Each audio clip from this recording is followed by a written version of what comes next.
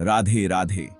श्रीमद् भागवत गीता के 18 अध्याय हैं और यह संस्कृत में परमात्मा द्वारा दी गई थी।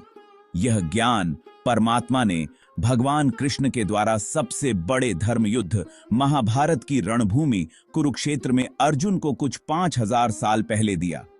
यह वह वक्त था जब धर्म का बार बार उल्लंघन हुआ। परमात्मा का डर मनुष्य से निकल गया। मनुष्य जाति धर्म युग से निकलकर पूर्ण रूप से कलयुग में जाती। इससे पहले युद्ध की रणभूमि में युद्ध से कुछ पहले परमात्मा ने गीता भगवान कृष्ण के द्वारा मनुष्य जाति के कल्याण के लिए दी।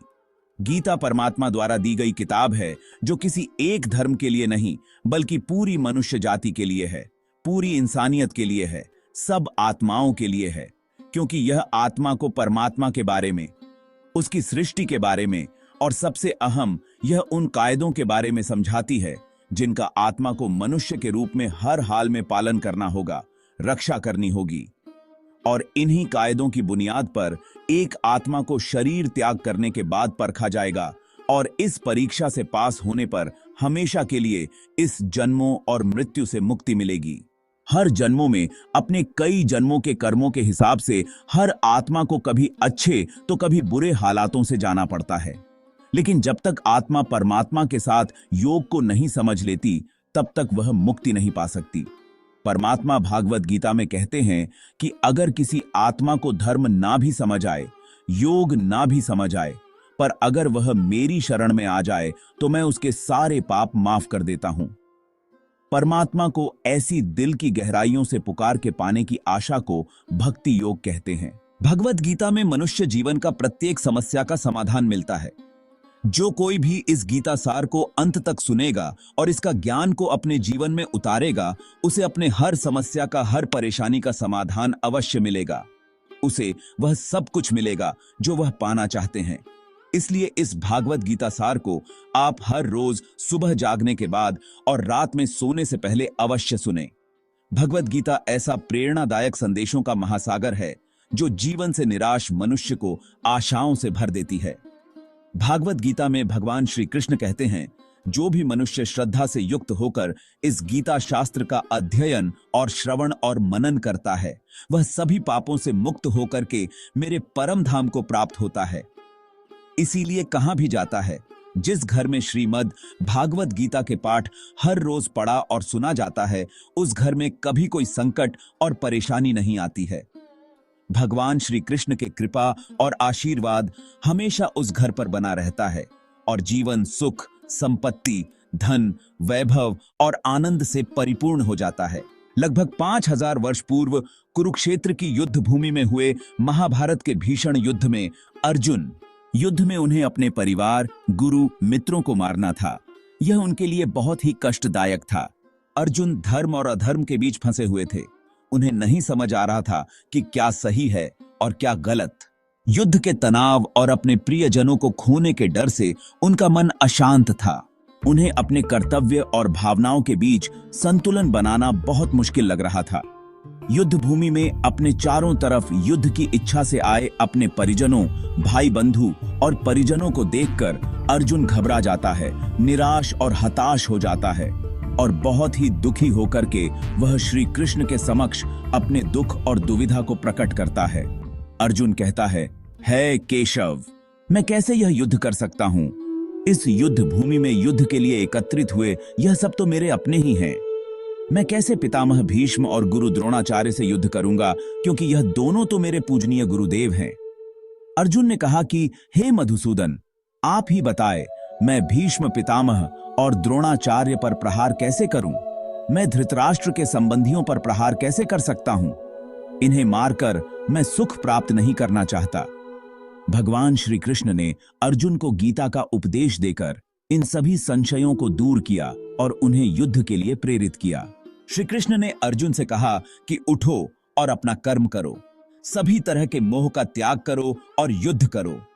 अर्जुन के इस दयनीय अवस्था को देखकर भगवान श्री कृष्ण ने श्रीमद् भागवत गीता के वह दिव्य ज्ञान और अलौकिक ज्ञान अर्जुन को दिया, जो न केवल अर्जुन के लिए बल्कि हजारों वर्षों से संपूर्ण मानव जाति के लिए और आज के आधुनिक युग में भी प्रत्येक मनुष्य के लिए मार्गदर्शन बना हुआ है। भागवत गीता एकमात्र ऐसा ग्रंथ है जो मनुष्य को जीने का सही तरीका बताती है।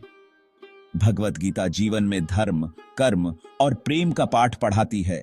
इसलिए हमें नित्य प्रतिदिन भागवत गीता का अध्ययन अवश्य करना चाहिए। अर्जुन जब युद्ध भूमि पहुंचे तो अपने परिजनों को देखकर उन्होंने न केवल अपने कर्म से खुद को किनारा कर लिया, बल्कि अपनों के मोह में पड़कर धर्म की भी उपेक्षा करने का प्रयास किया। अर्जुन की यह हालत देखकर श्री कृष्ण ने उसे गीता का उपदेश देने का फैसला किया। महाभारत के युद्ध में भगवान श्री कृष्ण ने अर्जुन को गीता का उपदेश दिया, जिसके बाद धनुर्धर अर्जुन ने महाभारत के युद्ध में लड़ना शुरू किया। भगवान श्री कृष्ण को भविष्य में होने वाले बुरी चीजों के बारे में पहले से ही पता था, जिसके जरिए उन्होंने अर्जुन को माध्यम बनाकर सभी मानव जाति के कल्याण के लिए उपदेश दिया था। गीता के इन उपदेशों के जरिए कोई भी व्यक्ति अपने जीवन की सारी मुश्किलों को दूर कर सकता है। श्री कृष्ण गीता में कहते हैं, कर्मण्येवाधिकारस्ते मा फलेषु कदाचन। इसका अर्थ है कि हमें केवल अपने कर्म पर ध्यान देना चाहिए, उसके फल की चिंता नहीं करनी चाहिए। यह उपदेश विशेष रूप से आज के युग में बहुत महत्वपूर्ण है, जब हम हर काम में परिणाम की जल्दबाजी में रहते हैं। इस सिद्धांत के अनुसार जब हम निस्वार्थ भाव से काम करते हैं और फल की अपेक्षा नहीं रखते, तो हम आत्मिक शांति प्राप्त कर सकते हैं। अगर हम यह समझ लें कि जीवन की सार्थकता कर्म करने में है, परिणाम की चिंता करने में नहीं, तो यह सिद्धांत हमारी मानसिक और भावनात्मक स्थिरता को बढ़ा सकता है। इससे हमारी कार्यक्षमता बढ़ती है और हम निराशा से मुक्त होते हैं। श्री कृष्ण ने गीता में आत्मा के अमरत्व को स्पष्ट किया है। न जायते म्रियते वा कदाचिन। आत्मा न कभी जन्म लेती है, न ही कभी मरती है। यह शरीर बदलता है, पर आत्मा हमेशा एक ही रहती है। यह उपदेश हमें यह सिखाता है कि जीवन और मृत्यु के चक्र से डरने की आवश्यकता नहीं है, क्योंकि हमारी आत्मा अनंत और शाश्वत है। इस बात को समझने से हमें जीवन के प्रति एक नई दृष्टि मिलती है। मृत्यु को अंत मानने के बजाय इसे आत्मा की यात्रा के एक पड़ाव के रूप में देखना हमें भय से मुक्त करता है। यह उपदेश जीवन के भौतिक और मानसिक बोझ को हल्का करता है। यदि हम यह समझें कि आत्मा अमर है, तो हम अपने जीवन में आई परेशानियों और बिछड़ने के दर्द को सहन कर सकते हैं। गीता में श्री कृष्ण कहते हैं, मनुष्य स्वयं का मित्र और शत्रु दोनों होता है।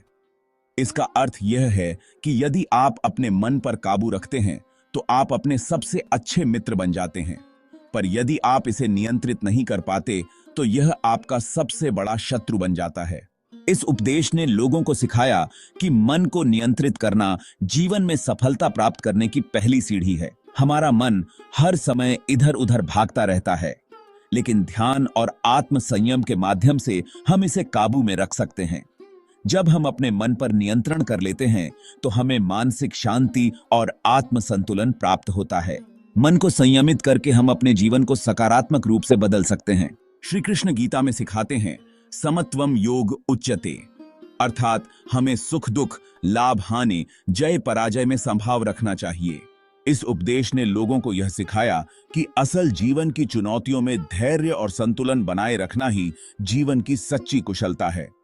सफलता और असफलता दोनों अस्थायी हैं, लेकिन उनका प्रभाव हम पर लंबे समय तक रह सकता है। अगर हम हर परिस्थिति में संभाव बनाए रखते हैं, तो हमारा जीवन संतुलित और स्थिर बना रहता है। यदि हम यह समझें कि आत्मा अमर है, तो हम अपने जीवन में आई परेशानियों और बिछड़ने के दर्द को सहन कर सकते हैं। श्री कृष्ण ने कहा है, पत्रम पुष्पम फलम तोयम यो में भक्त्या प्रयच्छति। इसका अर्थ है कि ईश्वर केवल भक्ति और प्रेम को स्वीकारते हैं। हमें भव्य और दिखावटी पूजा की आवश्यकता नहीं होती। भगवान श्री कृष्ण भगवद गीता में कहते हैं कि मैं ही सबकी शुरुआत हूं। मैं शुरू से भी पहले था और सब खत्म होने के बाद भी रहूंगा। सब मुझ में है और मैं सब में हूं। जो भी तुम छू सकते हो, देख सकते हो, चख सकते हो या सूंघ सकते, वो सब मैं हूं। ये नदियां, पहाड़, सूरज, ग्रहण, चांद, सितारे सब मैंने बनाए हैं। मैंने ही भगवान, शैतान, राक्षस और इंसान बनाया। मैं सर्वव्यापी हूं, सब में रहता हूं, सब मैं हूं, मैं हूं, मैं ही हूं। मैं ही ब्रह्म बनकर सब बनाता हूं और रुद्र बनके सब नष्ट कर देता हूं। मैं ये सृष्टि यूं ही बनाता और तोड़ता रहूंगा ताकि आत्माओं को मौके मिल सके इस जन्म और मृत्यु से मोक्ष पाने को। मेरे सिवाय इस जगत का कोई दूसरा कारण नहीं हो सकता। मैं ही इस संपूर्ण संसार का मह कारण हूं। जैसे मोती सूत के धागे की माला में पिरोए हुए होते हैं, वैसे ही यह संपूर्ण जगत मुझ में ही जड़ित है। यह संसार मुझसे ही उत्पन्न होता है, मुझ में ही स्थित रहता है और मुझ में ही लीन हो जाता है। हे कुंती पुत्र, मैं ही जल का स्वाद हूं, सूर्य तथा चंद्रमा का प्रकाश हूं, समस्त वैदिक मंत्रों में ओंकार हूं, आकाश में ध्वनि हूं और मनुष्यों द्वारा किया जाने वाला पुरुषार्थ भी मैं ही हूं। हे अर्जुन, मैं सभी प्राणियों के हृदय में स्थित आत्मा हूं, संपूर्ण प्राणियों का आदि, मध्य और अंत भी मैं ही हूं। मैं ग्रह में सूर्य हूं, वेदों में सामवेद हूं, देवों में इंद्र हूं, इंद्रियों में मन हूं। मैं ही ब्रह्मा हूं, विष्णु हूं, महेश हूं। जलाशय में समुद्र हूं, पर्वतों में मैं हिमालय हूं। इस संपूर्ण संसार में तुम जो कुछ भी देख पाते हो, सब में ही हूं। श्री कृष्ण कहते हैं, जो हुआ अच्छा हुआ, जो हो रहा है अच्छा हो रहा है, और जो होगा वह भी अच्छा ही होगा। तुम्हारा क्या गया जो तुम रो रहे हो? तुम क्या लाए थे जो तुमने खो दिया? तुमने क्या पैदा किया जो नष्ट हो गया है? तुमने जो लिया यहीं से लिया और जो दिया यहीं पर दिया। जो आज तुम्हारा है वह कल और किसी का होगा, क्योंकि परिवर्तन ही संसार का नियम है। भागवत गीता में भगवान श्री कृष्ण कहते हैं, मनुष्य को परिणाम की चिंता किए बिना निस्वार्थ और निष्पक्ष होकर अपने कर्तव्य का पालन करना चाहिए। अपने जीवन की चुनौतियों से भागना नहीं चाहिए और न ही भाग्य को दोष देना चाहिए। सत, रज और तम, इन तीनों गुणों से युक्त मेरी माया को पार कर पाना असंभव है। मनुष्य मेरी इस माया में चिपके रहते हैं और भोग संग्रह की इच्छा छोड़ नहीं पाते। मनुष्य अपने को कभी सुखी और कभी दुखी, कभी समझदार और कभी बेसमझ, कभी निर्बल और कभी बलवान आदि मानकर मेरी इस माया में तल्लीन रहते हैं। परंतु जो मनुष्य मेरे शरणागत हो जाते हैं, वे मेरी इस माया को आसानी से पार कर जाते हैं, क्योंकि उनकी दृष्टि केवल मेरी तरफ रहती है। वे मेरी माया में नहीं फंसते। जो भगवान को जान लेता है वह भगवत स्वरूप हो जाता है। वो केवल संसार प्रकट ही नहीं करता, वरन अपने परम चरम लक्ष्य को प्राप्त करने का सरलतम मार्ग भी प्रशस्त करता है। परंतु हम संसार की चकाचौंध में इतना मंत्रमुग्ध हैं कि उसके शब्दों पर ध्यान नहीं देते कि उसने यह संसार हमें भगवत प्राप्ति के लिए दिया है। भगवान शास्त्रों, पुराणों और संतों के माध्यम से हमें समझाता बुझाता है, परंतु हम शिक्षा को नकार देते हैं। संसार का सही उपयोग न करके हम अपनी इंद्रियों को संतुष्ट करने के लिए संसार का उपभोग करने लगे। यही हमारी सबसे बड़ी अज्ञानता है और इसी के कारण हम आज तक दुखी हैं, जिसके लिए भगवान को दोष देते हैं। परंतु वह हमारे दुखों का कारण नहीं है। जो भक्त मेरे रहस्यों को समझ लेता है, उसे मेरी कृपा मिल जाती है और फिर उसकी आत्मा फिर से जन्म नहीं लेती है। जो लोग भय और क्रोध जैसी बुराइयों से दूर रहते हैं, उन पर मेरी विशेष कृपा रहती है। जो भक्त जिस तरह मेरी कृपा चाहता है, मैं उसी तरह उन पर कृपा करता हूं, क्योंकि सभी मनुष्य मेरे ही मार्ग का अनुसरण करते हैं। मनुष्य लोक में कर्म ही प्रधान है। जो लोग कर्म करते रहते हैं, अपने कर्तव्य से पीछे नहीं हटते हैं, उन्हें ही सिद्धि यानी सफलता मिलती है। इसीलिए हर व्यक्ति को अपने कर्म करते रहना चाहिए। कर्मों के प्रभाव से मनुष्य का कल्याण हो सकता है। धन्यवाद। जय श्री कृष्ण। राधे राधे।